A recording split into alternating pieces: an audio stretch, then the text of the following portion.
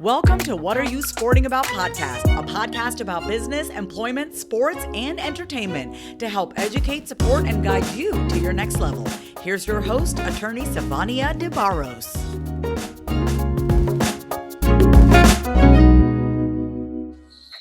Hi guys, it's Sivonnia DeBarros, protector of athletes, and today I have Miss Taneka Rubin. Hi. Hey, thanks for having me. Man, I'm so excited to talk to you, and I know we've had multiple chats prior to today, Yes. but I feel like we always connect really well, so I'm super excited to have you on the podcast today.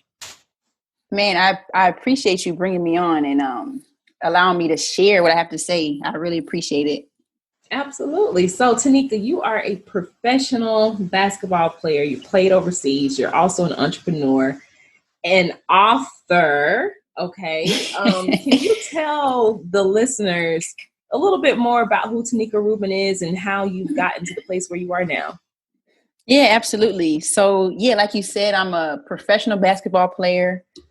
I'm also a youth mentor. So I've grown up playing basketball. That was just my thing. That was what I was passionate about, right? And then I had to realize that there were some other things inside of me. And so I had to realize that during a time when I was waiting for my first contract. It was kind of a trying time in my life, but it was an opportunity for me to sit down and reflect. And so during that time, I realized I had a passion to help the youth and kind of guide them in the right direction and be that person that I wish I had. And then I eventually wrote a book. So to share a little bit about my journey. Yeah, we're definitely going to talk about this book, honey, because it's something that you posted probably last week. And I don't know if it came from the book or if it was just something you were saying, because I said, girl, you better preach. And trust me, I used it when someone invited me last week to speak to a group of students about That's how awesome. it makes an impact. So you had said something along the lines of make sure that you can properly communicate, because when you communicate, you tell people who you are, or you tell the world who you are. Yes. Talk to me a little bit about that, because that was so deep. Yeah. So I was reflecting on like my last year and a half. And I started to develop my communication skills. And I did that because I just felt like I needed to, but I didn't know that it would do what it's done. And what I mean by that is it's kind of opened up doors. Excuse me. It's opened up doors, and it's allowed me to kind of be real with myself and say, okay, I was lacking in these areas, right? It's given me the opportunity to share what was inside of me, because I believe everyone has a story, or they have something that they can share to help someone else. But if you don't develop your communication skills, then you're really stagnating yourself. You're locking yourself out of that influence, the opportunity, you know? Yep. And just failing to communicate, period. So when I read that, I thought about and reflected on my first year of law school and this contracts professor I had. Kudos to Professor Martin Scott, a super Black woman. I mean, she was just so impactful. But one of the things that she said that of course I took away from that was always speak your truth. Speak what it is that you want to do, because you never know who's in the room. You never know who can help you. And so when I saw that post about developing your communication skills because you tell the world who you are, you know, along the lines of also make sure you tell the world what it is you want to do, because you never know who will help you. Yeah, that's so true. And you know what, too? That's like a humility place. Sometimes people don't want to say what they need because they're like, it'll make me look weak, yada, yada, yada. But that's really good. That's really good. That's so true.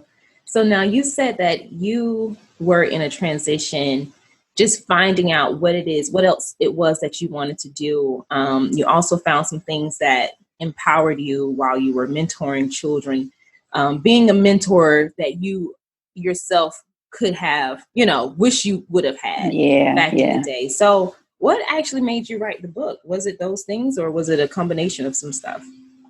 It was a combination of things. It was like, I've been writing kind of like my whole life, but more so journaling, sharing to myself about myself, you know, just kind of doing that kind of stuff. But I had like this whole compilation of just wisdom, and I realized I had it, and it was just in like a whole bunch of journals I had since I think from high school. And so what I realized after my first year playing overseas in Portugal is that I had a story, and I didn't realize I had a story until I came back, and I got interviewed by somebody. It was someone I went to church with. She was like, "Can I interview you?" Because she does like media, you know. And so I was like, "Okay, I guess." I didn't realize I had a story. And so we sat down, and it was just seamless. And I started to kind of pour out all this wisdom and information that was helpful for other people. And that's when I realized, okay, I have to put this into a place in a book where, you know, I can help other people. Wow. That's amazing. And you've been writing this stuff. So you actually wrote a book before you wrote the book. Yeah. And it's so crazy because I had stuff that I wrote before I put it in the book. And I was like, man, I didn't know that this would have a place eventually, but it did. That is cool. So amazing. And I think the power is, well, you know what? And I think when you see people who actually write books, because I'm a writer myself too, I used to always write poetry and songs. Oh, that's awesome. And it was more therapy for me. Mm-hmm. So yes. I have so much stuff that I wrote in high school that's literally just still sitting in binders.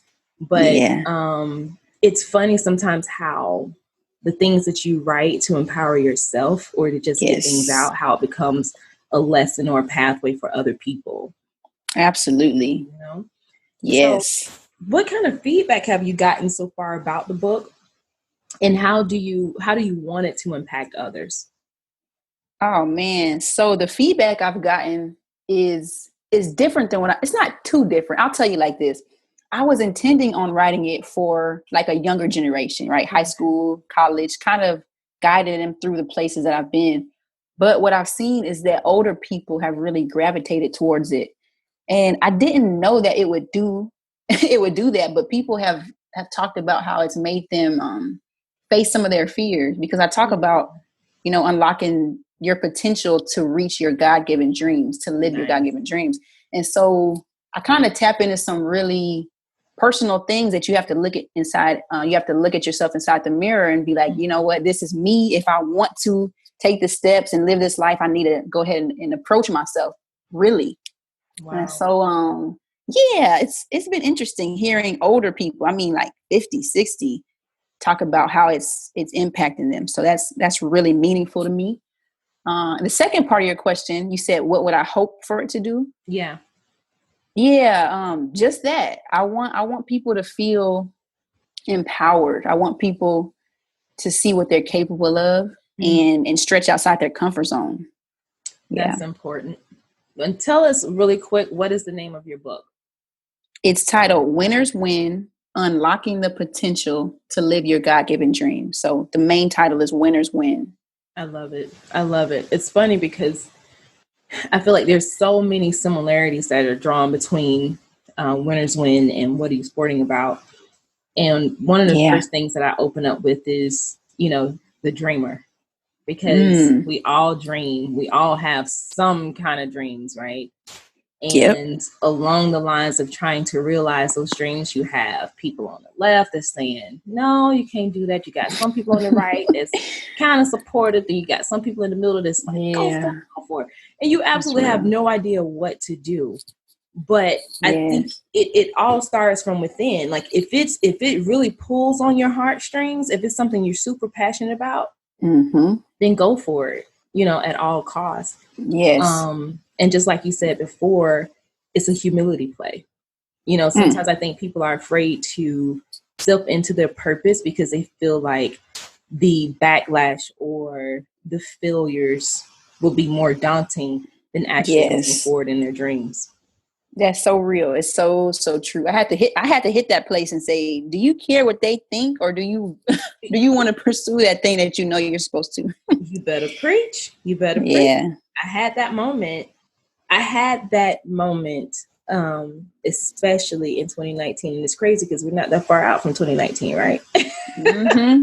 Yep, it's moving. You know, where you have to tell fear no. You have to tell fear no. Yep.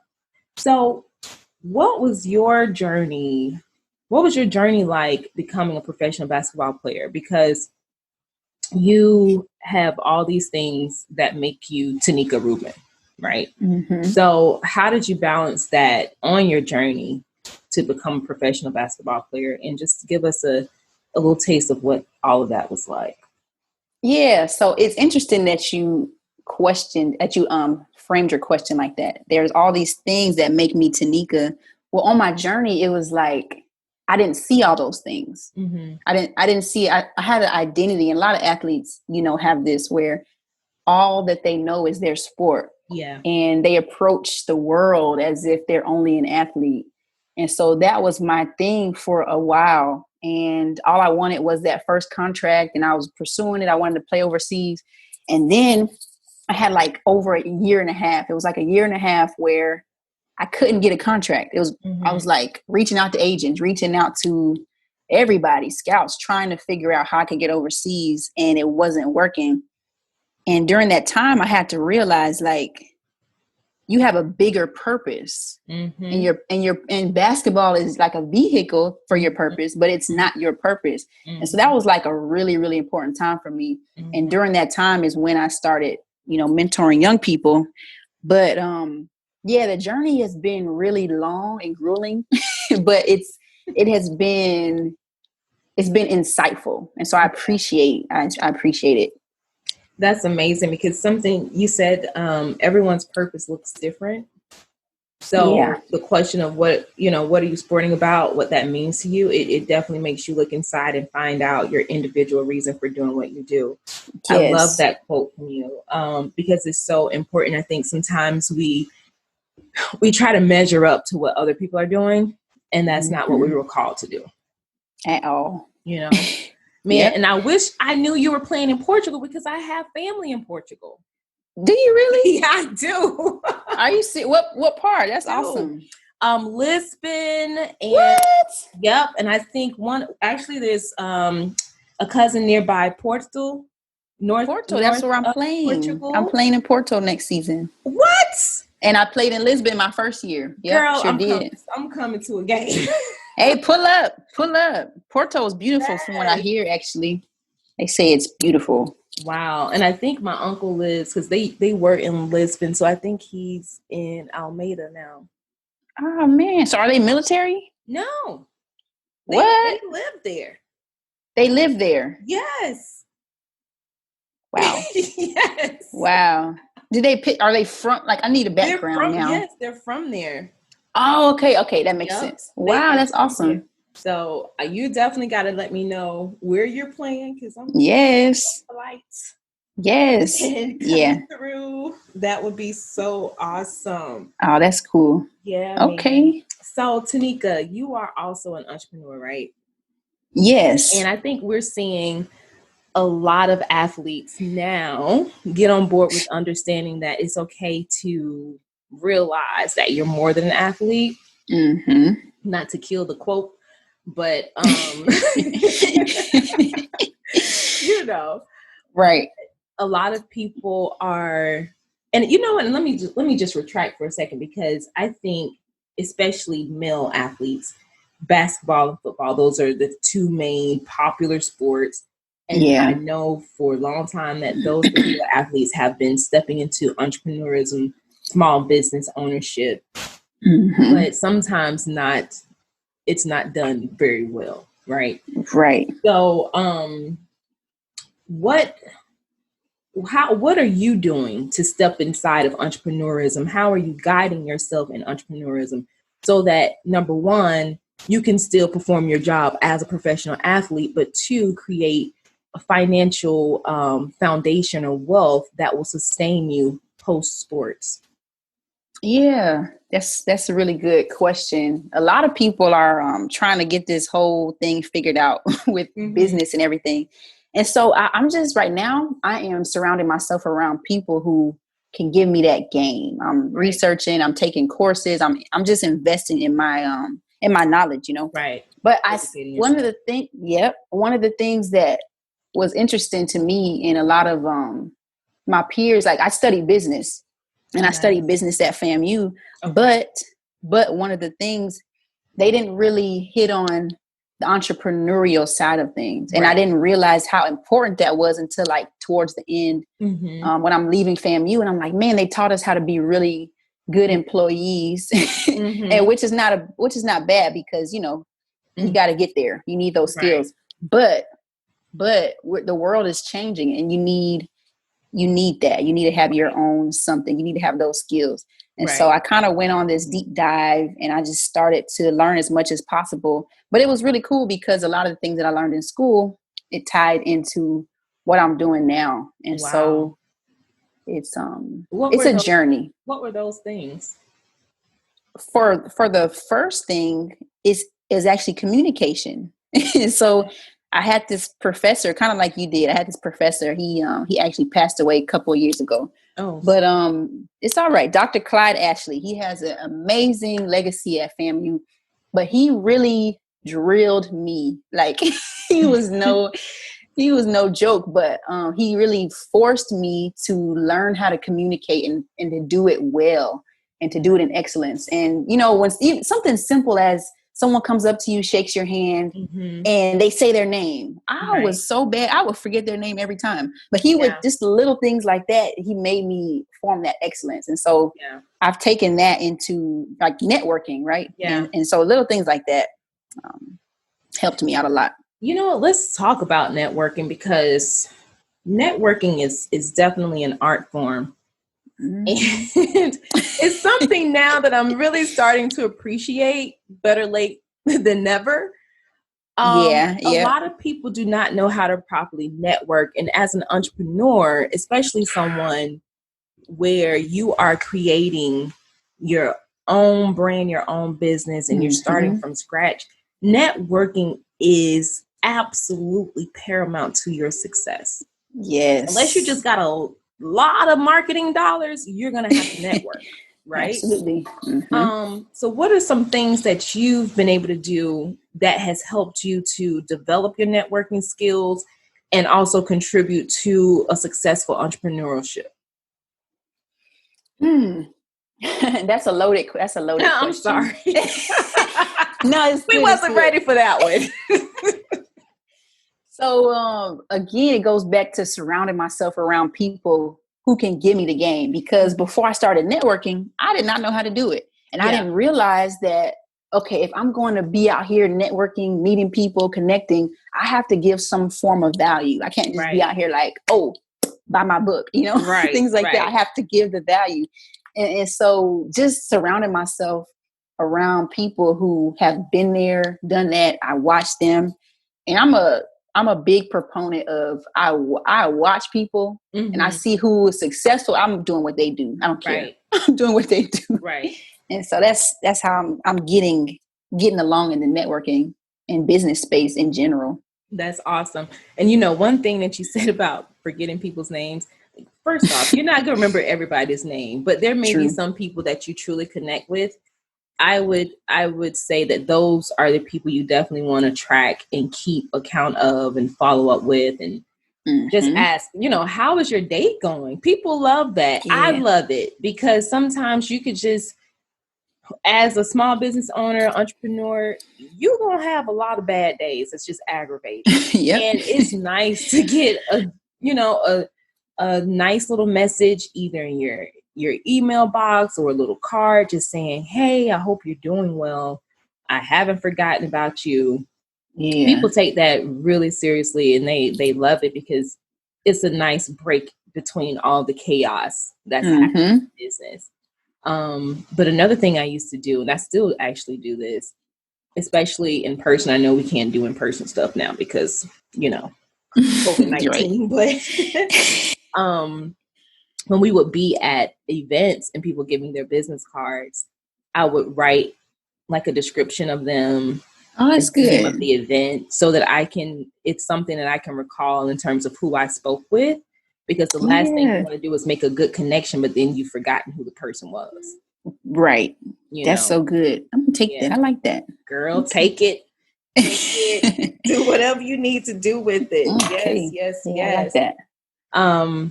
Is there any advice that you have or would give to aspiring pro athletes, especially young women, who also aspire to own their own business? Yeah. I'm kind of shifting through my brain, seeing what I want to do. So aspiring athletes who also aspire to own their own business. Yes. Okay. So I would say, as an athlete, yes, you have to work hard, and yes, you have to pursue excellence in what you're doing, but you also have to balance that with exploring who you are off the field, off the court, wherever it is that you play, because the last thing you want is for your career to end and you just feel like you haven't prepared, or that you don't know who you are. Yeah. And I know a lot of people who don't know who they really are. And so it's like, I go all out in my sport, but I don't know my purpose. I don't know what makes me special, unique. You know what I'm saying? And so as a person who's an athlete, you really have, you have so much to give. And I think sometimes athletes fail to realize that, like, from a young age or whenever you start playing your sport, you've been taught these really intangible skills that a lot of people don't have. And if you take that and just kind of find out who you are with it, and tie it up with your gifts and kind of mix it all up, you'll really find out what you can do, what you're capable of, and it'll be really special. So that's my advice. Discover who you are. Man, that's beautiful. Discover who you are. Now, here are two things from Taneka already. Discover who you are and develop your communication skills. Yes. Period. Now, flipping that same question, and now we're just going to focus on the African-American woman. Okay. What would be your advice to an African-American woman? And the reason why I ask you this is because you and I are both African-American. Yes. We both have a very unique perspective of living this life, being American citizens. We know the hardship that Black women face, not just, in the workforce, but also in sports. Also in creating your own business. What advice would you give to any young, middle-aged, old Black woman who is trying to find their purpose, or feel like they have found their purpose, but not yet have the courage to move forward? That's good. I would say that you really have to start by surrounding yourself with people who are going to feed into your confidence. Like people who can speak into your life, speak life to you, people who see the goodness in you, the greatness in you before you see it. Like, that's kind of what has helped me on my journey, was I had a really good support system. And when things went bad, I'm gonna tell you, so when I was at FAMU, I had a coach, and he told us, I didn't really know too much before I grew up in Arizona. So before I became an HBCU student, I didn't really know what an HBCU was, right? And so I didn't know like the deep history before I got there. And when I got there, my coach, he said, when we play these PWIs, they think that we're not intelligent. Now, what's PWI? So HBCU is a historically Black college or university, and a PWI is a predominantly white institution. Gotcha. So those are just the terms. And so he said, when we go out and we play these other schools, they feel like your IQ is lower. They feel like your coaches aren't smart enough. So you have to approach the game with a different level of confidence. And so taking that, I wouldn't have been able to do that if I didn't have the support system in my coaches and in my teams, because, if you just know that someone feels like you're inferior and you don't have a strong system around you, you're going to feel inferior. Right. And so going into the world, you have to have that same attitude. Wow. Yeah, you have to have that. Quote, approach the game with a different level of, what was it? Confidence. Yes. Approach the game with a different level of confidence. Wow. That's huge. I'm definitely, that's going to be my motto. No matter what, approach the game with a different level of confidence. Yeah. Let's go. I think sometimes we end up cloaking ourselves with the ideals that other people have about us versus how we should feel about ourselves. Yes. So that's so deep. Taneka, I just want to thank you so much for sharing your journey with us and coming on the podcast. I cannot wait to connect with you further. Of course. Man, you're so special. You are an amazing person. I'm glad. Oh man. I'm really glad that we got connected. And I just wish you the best on your journey. Thank you. Thank you so much. Thank you for having me. This was good. This is a good conversation. Even the conversation we had before the conversation, this was good. This was good. So where can people pick up a copy of your book and where can they connect with you at? All right. So you can connect with me. I'm mostly on Instagram. So you'll find me at Taneka Rubin. That's Taneka Rubin, my first and last name. I'm also on Twitter at Taneka_Rubin. And you can get my book on my website at tanekarubin.com/book. All right. Thank you so much, guys, for listening. And I hope we have you back here soon. Thank you, Taneka. Thank you. Thanks for joining us this week on What Are You Sporting About podcast. Make sure to visit our website, prosportlawyer.com, where you can subscribe to the show in iTunes, Stitcher, or whatever your favorite platform is, so you'll never miss a show. And while you're at it, if you found value in the show, we'd appreciate a rating on iTunes or iHeartRadio. Or if you'd simply tell a friend about the show, that would help us out too. If you like the show, you might want to check out our book, What Are You Sporting About? Attorney Sivonnia DeBarros is available for private consulting at sldebarros.com. And remember, we're here to educate, support, and guide you in your journey to success because we're all sporting about something.